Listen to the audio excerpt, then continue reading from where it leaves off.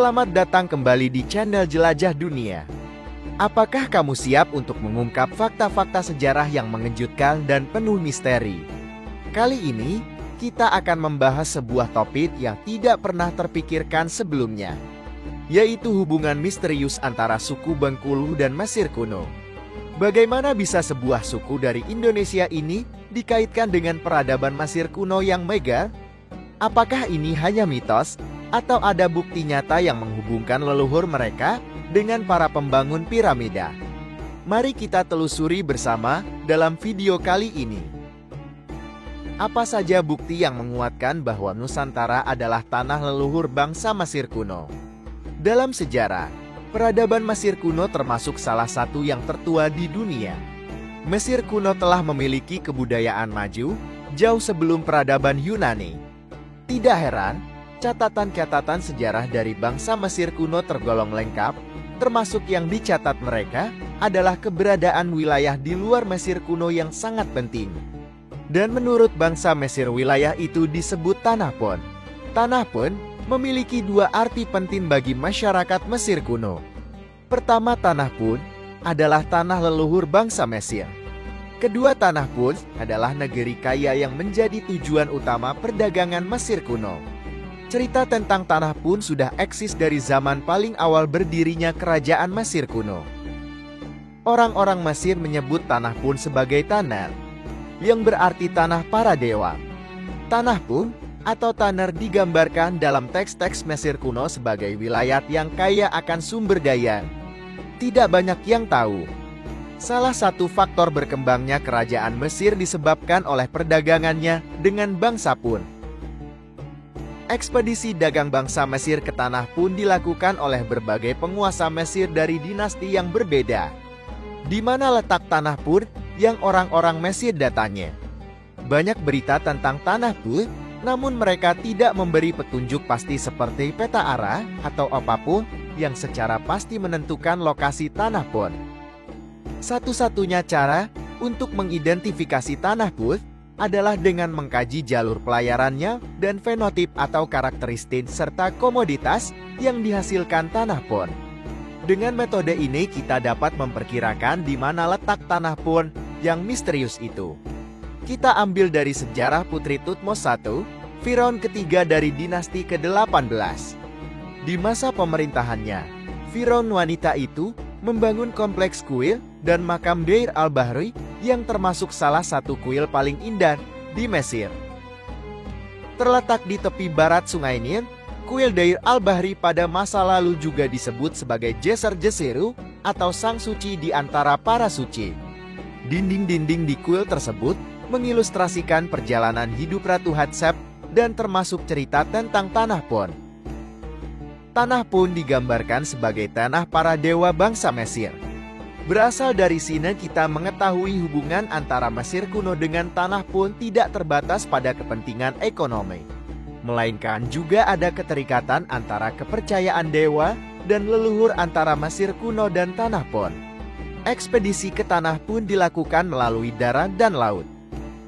Barang yang diperdagangkan dapat disebut sebagai barang mewah, dan yang utama dari itu semua adalah kemenyan dan barang-barang lainnya. Antara lain, kayu eboni, gading gajah, kayu manis dan senjata. Faunanya digambarkan meliputi spesies yang beragam seperti sapi bertanduk pendek, badak bercula satu, monyet, macan tutul, dan berbagai macam satwa laut. Rumah-rumah penduduk Tanah Pun digambarkan berbentuk panggung yang dilengkapi dengan tangga dan semuanya dibuat serupa. Berdasarkan penelitian mendalam, ciri kehidupan Tanah Pun ternyata sangat mirip dengan budaya masyarakat Nusantara, terutama di sekitar pantai barat Sumatera di bagian selatan yang kini wilayahnya adalah sekitar Provinsi Bengkulu. Ada beberapa kemiripan hubungan dari budaya negeri Pun dan budaya di Bengkulu, terutama dengan suku Enggano. Di antaranya adalah rumah bangsa Pun mirip rumah suku Enggano di Bengkulu. Dari beberapa manuskrip dan relief di kuil Hatshepsut Mesir, digambarkan rumah bangsa Pun yang mirip seperti rumah-rumah tradisional suku Enggano. Rumah suku Enggano ini berbentuk seperti kubah dengan lantai datar yang berupa lingkaran. Rumah ini adalah jenis rumah panggung yang berada lebih dari 1 meter dari atas tanah dan disanggah oleh beberapa balok kayu sebagai pondasinya. Serta ada juga ikat kepala yang digambarkan di beberapa mural dan relief kuil Hatshepsut di Mesir. Terlihat beberapa sosok yang memakai berupa hiasan di kepala atau ikat kepala yang digambarkan dalam kuil tersebut sebagai bangsa Puh dan tampak mirip seperti ikat kepala tradisional ciri khas dari suku Enggano di Pulau Enggano, Provinsi Bengkulu. Dari beberapa mural dan relief di kuil Hatshepsut Mesir juga terlihat sosok-sosok bangsa Puh yang terlihat terbiasa membawa pisau tradisional dan ternyata juga mirip seperti pisau tradisional yang digunakan pada pakaian adat di Provinsi Bengkulu. Beberapa kosakata bangsa Mesir kuno memiliki kemiripan dengan kosakata bahasa suku Rejan di Bengkulu. Setidaknya ada 18 kosakata Mesir kuno yang mirip dengan suku Rejan yang mendiami Bengkulu. Sekarang suku Rejang merupakan salah satu suku tertua di Sumatera. Selain itu, hasil bumi, flora dan fauna yang menjadi ciri khas negeri pun ternyata terdapat di Pulau Sumatera dan Indonesia pada umumnya. Dari pembahasan ini dan banyaknya bukti-bukti dengan jelas dapat diduga bahwa tanah Puh terdapat di Sumatera. Maka dapat disimpulkan bahwa tanah asal bangsa Mesir adalah di Sumatera dengan lokasi yang paling mungkin adalah di Bengkulu, tepatnya di Pulau Enggano. Dan ada beberapa menyebutkan juga bahwa leluhur bangsa Mesir adalah Atlantis. Berdasarkan cerita pendeta Mesir kepada Solon yang diteruskan sampai ke Plato. Tanah Puh dan Atlantis sebenarnya tempat yang sama yang merupakan tanah asal bangsa Mesir. Hal ini dengan jelas memperkuat hipotesis bahwa negara Atlantis adalah di Sundaland atau Nusantara, mengingat Sumatera dulunya berada di dalam wilayah Sundaland. Itulah kisah luar biasa tentang kemungkinan hubungan antara suku Bengkulu dan peradaban Mesir kuno. Apakah ini hanya kebetulan? Ataukah ada lebih banyak hal yang belum terungkap dari sejarah kita?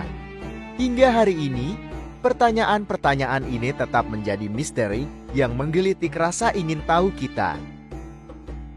Jika kamu menikmati video ini dan merasa ada sesuatu yang baru kamu pelajari, jangan lupa untuk klik tombol like dan share video ini ke teman-temanmu yang mungkin tertarik dengan topik ini. Kami juga ingin mendengar pendapatmu. Apakah kamu percaya dengan teori ini? Atau mungkin kamu punya teori lain yang lebih menarik? Tinggalkan komentar di bawah. Terima kasih sudah menonton hingga akhir, dan bagi kamu yang baru pertama kali mampir, jangan lupa untuk subscribe agar kamu tidak ketinggalan video-video menarik lainnya.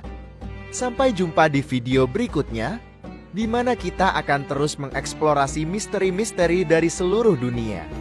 Sampai jumpa lagi.